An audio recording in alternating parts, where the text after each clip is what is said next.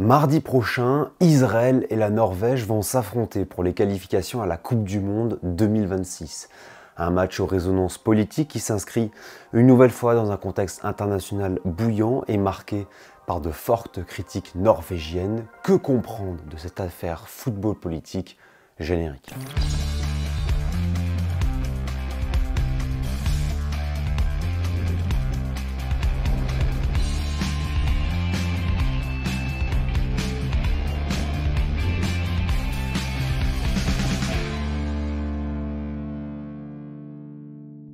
Bonjour les amis, c'est Valentin, bienvenue sur l'Arena, bienvenue pour une nouvelle vidéo.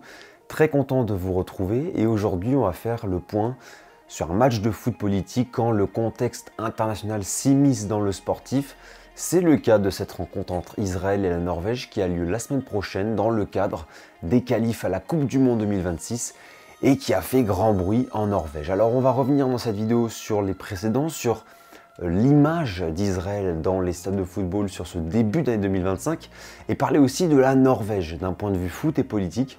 Vous allez voir que c'est assez intéressant à analyser. Avant qu'on commence, comme toujours pour la force, n'hésitez pas à liker, commenter, à vous abonner. C'est un soutien qui est gratuit, j'en demande pas beaucoup plus chaque fois, donc n'hésitez pas à le faire, c'est la meilleure des récompenses pour mon travail. Installez-vous tranquillement, c'est parti pour ce nouveau décryptage. Vous le savez si vous me connaissez depuis des mois, voire des années, je suis un grand fan de foot de nation, j'ai eu l'occasion de le dire à plusieurs reprises, j'adore le foot de sélection, en plus c'est un moyen d'étudier plein de thématiques intéressantes sur la chaîne, et une fois encore, des matchs européens vont être extrêmement intéressants à analyser au niveau politique, au niveau des relations, des rivalités.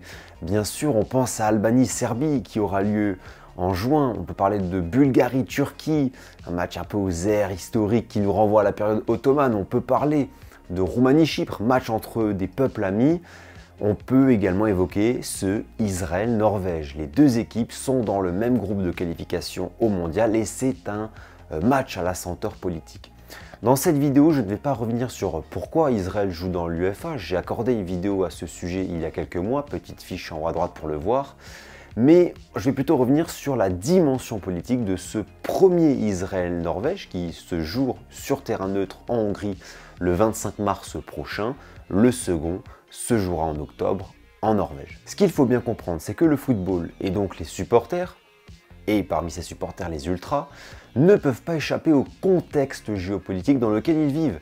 Ainsi, plusieurs tribunes européennes sont devenues depuis des mois des plateformes de revendication pro-palestinienne et critique d'Israël. En ce début d'année 2025, un mouvement de protestation contre l'État hébreu s'est développé dans plusieurs tribunes, montrer à Israël le carton rouge, une campagne lancée en premier lieu par la Green Brigade du Celtic Glasgow, le groupe ultra européen le plus ancré de longue date dans la cause palestinienne.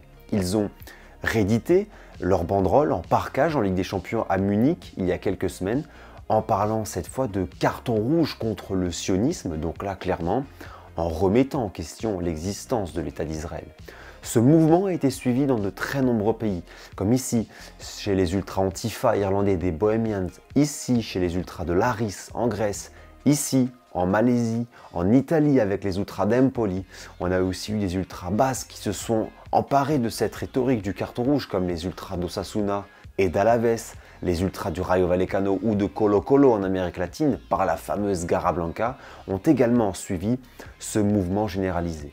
En Turquie, les ultras de Galatasaray ont appelé, je cite, à stopper le génocide en Palestine et en ont profité pour féliciter les ultras du Celtic pour leur combat de longue haleine, tandis que les supporters de Bursaspor en 3e division turque ont appelé les instances à exclure Israël du football.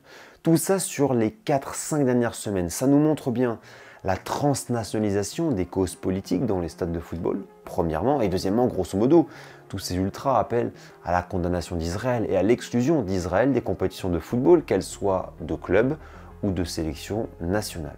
On le voit bien, ce football engagé, polarisé, parfois tendu, est vraiment très actuel et fort logiquement quand des équipes israéliennes se déplacent, des mouvements de contestation ont lieu. On peut penser à ce qui s'était passé en Italie à l'automne dernier, en marge du match contre Israël en Ligue des Nations. Une grande manifestation dénonçant la présence israélienne dans le foot mondial avait eu lieu à Houdin, ville qui accueillait le match. Pensons aussi récemment à cette manifestation qui avait eu lieu avant le match de Ligue Europa entre Bodø Glimt et le Maccabi Tel Aviv. Tiens donc, Bodø Glimt, un club norvégien.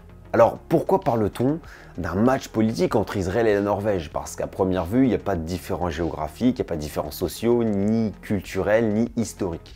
La Norvège est un pays dont la culture politique, la culture démocratique est assez forte. Tous les indicateurs de mesure de démocratie placent la Norvège parmi les démocraties les plus parfaites au monde. Et au sein de cette culture politique, les Norvégiens placent beaucoup d'attention dans les droits de l'homme. Et ça, c'est vu ces dernières années dans le champ sportif. Exemple, période de la Coupe du Monde au Qatar. De nombreux hommes et femmes politiques du pays, de tous bords, demandent un boycott de la Norvège aux qualifications de ce mondial de la honte. Je cite. Pendant plusieurs de ces matchs, l'équipe nationale porte à l'échauffement ou à l'entrée sur la pelouse un t-shirt pour la protection des droits humains, notamment des migrants et ouvriers travaillant à la construction des stades et infrastructures pour la Coupe du Monde au Qatar. Ce qu'il convient de préciser, c'est qu'il y a un contexte international très important en ce qui concerne la Norvège et la situation actuelle au Proche-Orient. En mai 2024, avec l'Irlande et l'Espagne, la Norvège annonce reconnaître l'existence d'un État palestinien. C'est un geste qui n'est pas banal. À l'annonce du tirage au sort en décembre 2024, plaçant la Norvège dans le même groupe de qualification qu'Israël, il fallait ainsi s'attendre à de fortes réactions. Les Surligneurs, un média français spécialiste dans les fact-checking et la véracité des informations, révélaient que le groupe de radiophonie publique norvégien NRK, les jours suivant le tirage au sort, relayait des appels au boycott comme celui-ci.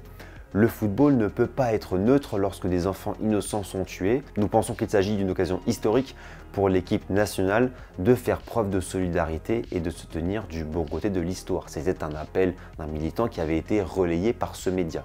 L'ancien sélectionneur norvégien, Egil Roger Olsen, avait publié une tribune le 19 décembre 2024 où il déclarait, avant de se rétracter, « La fédération norvégienne doit œuvrer activement pour que la FIFA interdise à Israël le football international, comme ce fut le cas avec la Russie. Si la FIFA n'agit pas, la Norvège devra boycotter les 2 matchs contre Israël dans le cadre des éliminatoires de la Coupe du Monde. » Fin de citation. On le voit, des menaces claires de boycott ont fleuri en fin d'année 2024 en Norvège, et notamment par les déclarations de médias ou autres, des rumeurs ont ainsi très vite circulé.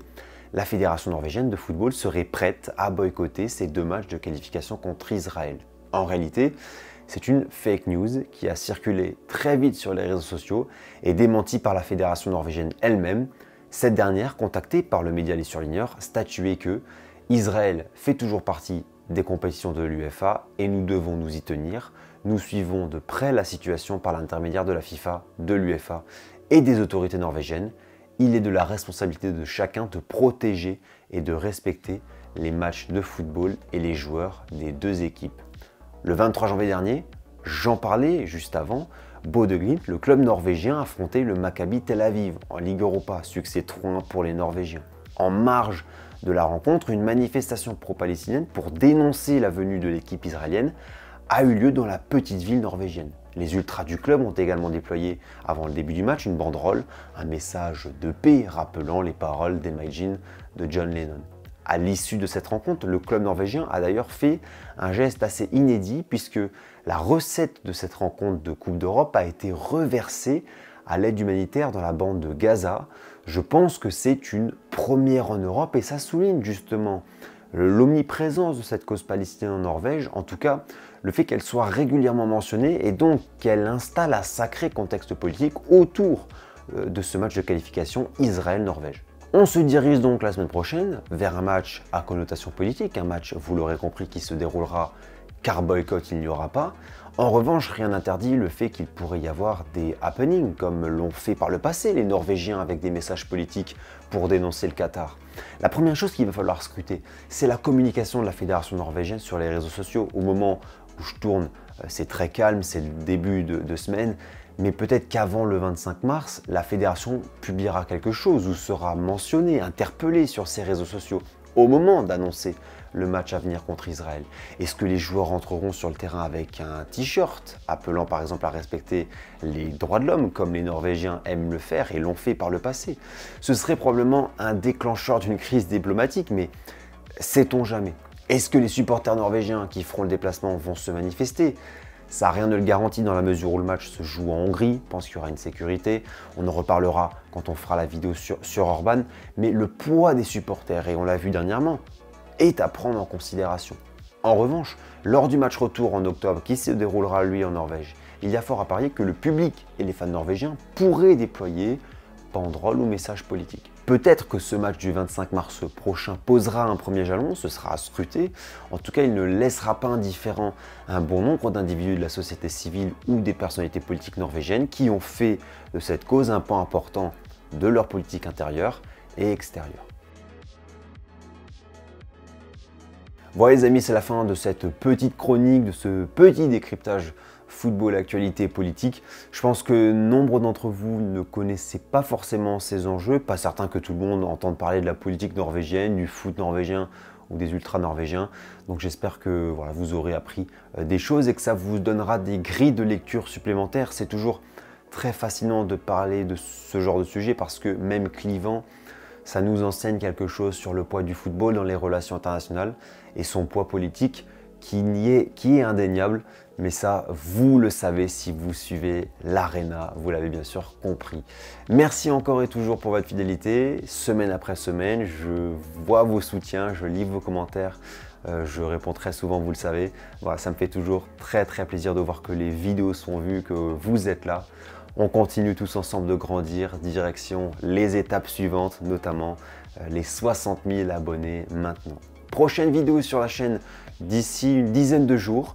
Ultra et politique sur la grande Curva Sud de la Roma, c'était votre choix, on en parlera donc, ça va être magnifique. D'ici là les copains, bonne trêve à toutes et à tous, bon courage, bonne semaine, prenez soin de vous et comme toujours, profitez des vôtres. Ciao ciao.